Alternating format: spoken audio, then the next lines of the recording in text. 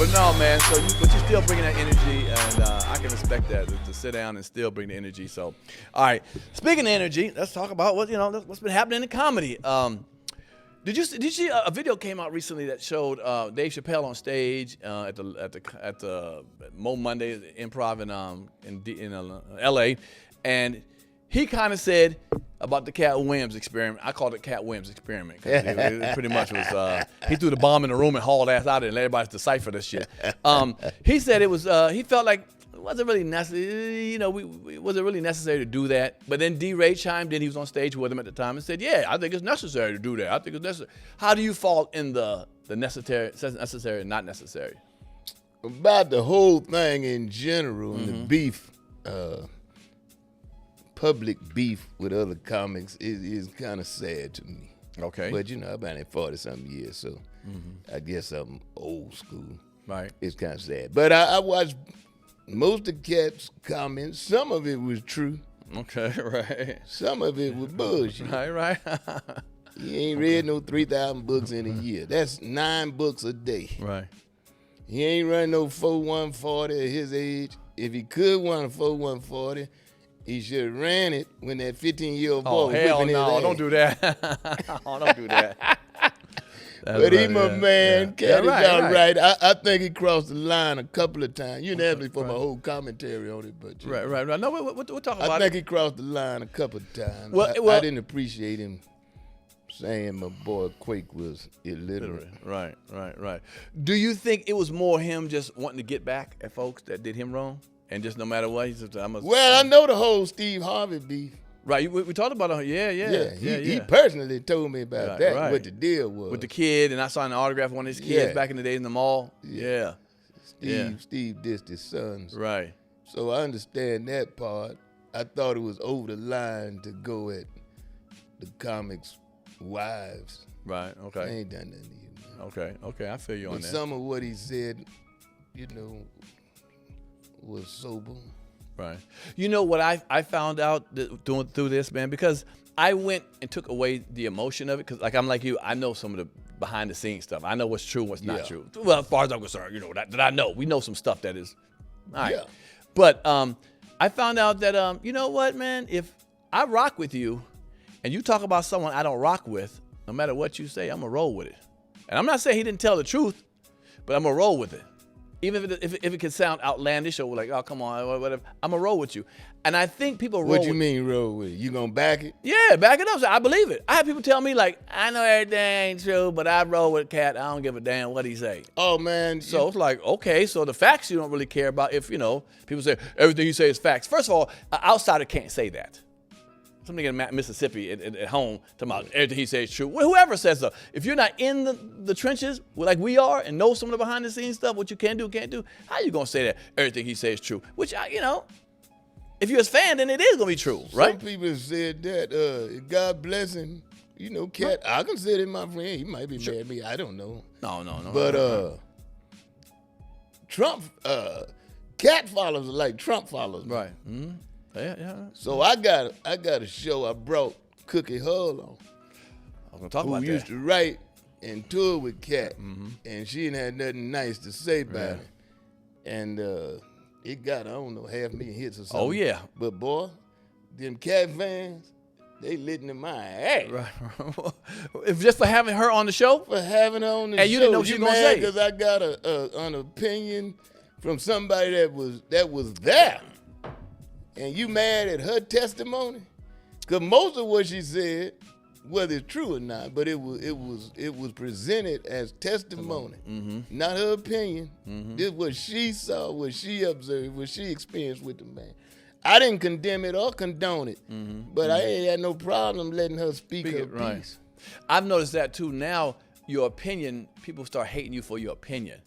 Your opinion. Yeah. Not saying you're saying something fact. You know what I'm saying? Opinion. Yeah.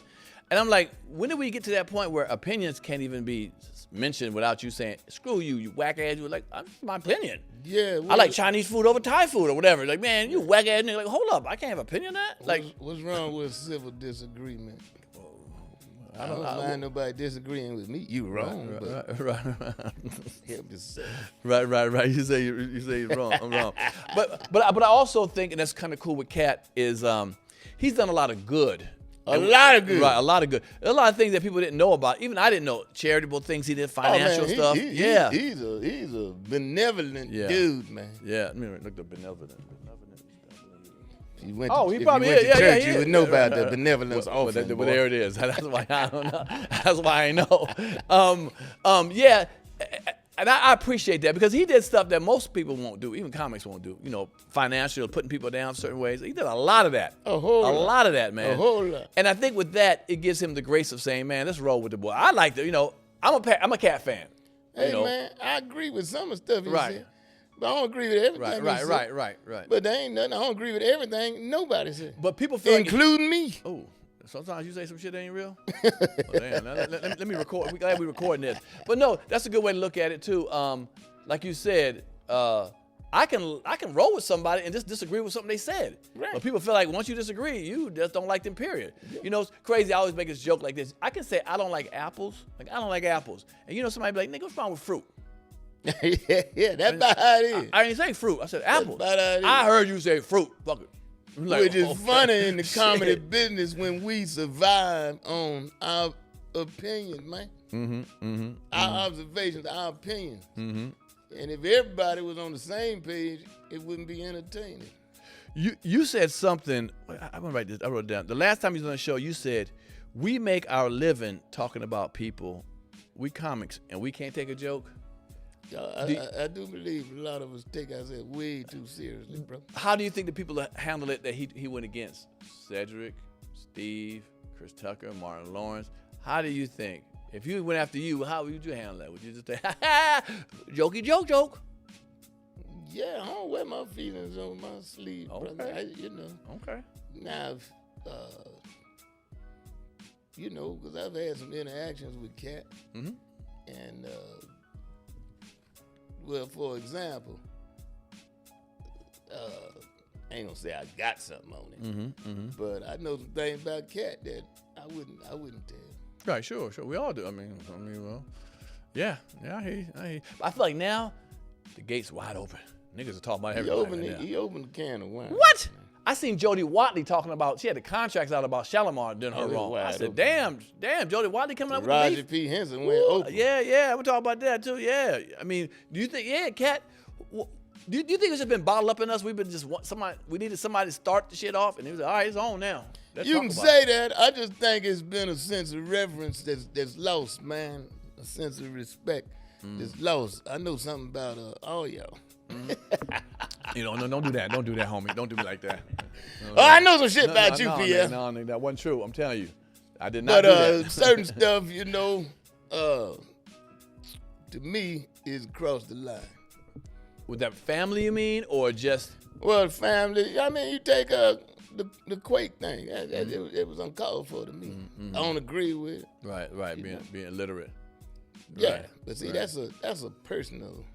Right, I think that too. That's kind of, Right. Talk about the guys' wives. Right. Them back in the day, we used to say them fighting words. Oh yeah, kids and wives supposed to be off balance. Yeah. Unless the wives are in show business with their mouth yipping and yapping. I said that. Right. Cause, damn, can I tell you? Well, you hit panic room. I'm about to say something too. I think you're about to say the same thing. I was doing a show in Las Vegas with Steve and Jay and Brown. Oh, nice. And we had a sound check. This was years ago. Okay. During the sound check, me and Jay sitting out in the audience. Did I tell you this last time? No. I probably shouldn't tell it now. Man, hold on. You scared? You 69 years old. I'm scared up in here. What the hell wrong with you? Of a damn thing. Okay. Well, yeah. You say no. Yeah, well, he's doing the sound check. And Steve was up on the microphone. Jay, Anthony Brown, and I was sitting down in the seats. Right. Earlier in the day. The show was at night. Right.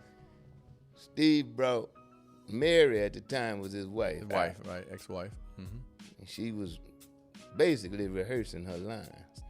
I leaned over to Jay and said, "That's a bad move." Because I know how sensitive Steve is. Nobody got a right to criticize his wife, but when she on stage like that, it's gonna open the floodgates. Jay went and told the nigga. Come on, Jay. Jay. So Steve got up and he went on this rant, you know.